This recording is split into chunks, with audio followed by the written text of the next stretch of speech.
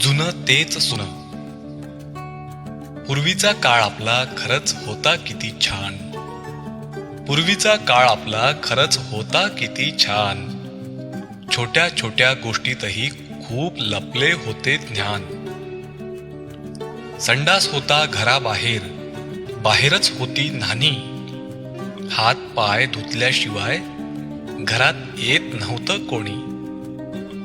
अंत्यसंस्कार होताच बाहेर स्नान करत होते. किती मोठे विज्ञान खरंच त्यामागे होते. 13 दिवस सुतक म्हणजे होता विलगीकरण कक्ष. संसर्गाप्रती आपले पूर्वज खरंच किती होते दक्ष. बाळंतिणीचं खाटलं होतं होम क्वारंटाईन. बाळ सुद्धा राहत असे मग गुडगुटीत फाईन. पूर्वीचा संडास खास इको फ्रेंडली होता. कमोड सारखा विषाणू त्यावर बसत नव्हता. लग्नाआधी हळद ही नव्हती अंधभक्ती. त्यामुळे वाढत होती रोग प्रतिकार शक्ती.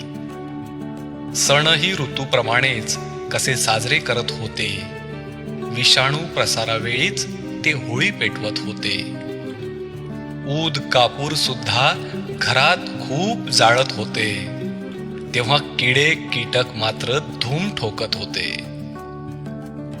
बहुतेक मृतदेह तेव्हा दहन केले जात. जंतू संसर्गामुळे मग होत नव्हता घात. हात मिळवत मुके घेणे आपल्या संस्कृतीत नाही बसत. हात मिळवत मुके घेणे आपल्या संस्कृतीत नाही बसत. हात जोडून नमस्कार करावा आणि तोही हसत हसत. विदेशींचं अंधानुकरण म्हणजे गोष्ट मोठी नाही. विदेशींचं अंधानुकरण म्हणजे गोष्ट मोठी नाही. खरोखरच जुनं ते सोनं ही म्हण खोटी नाही.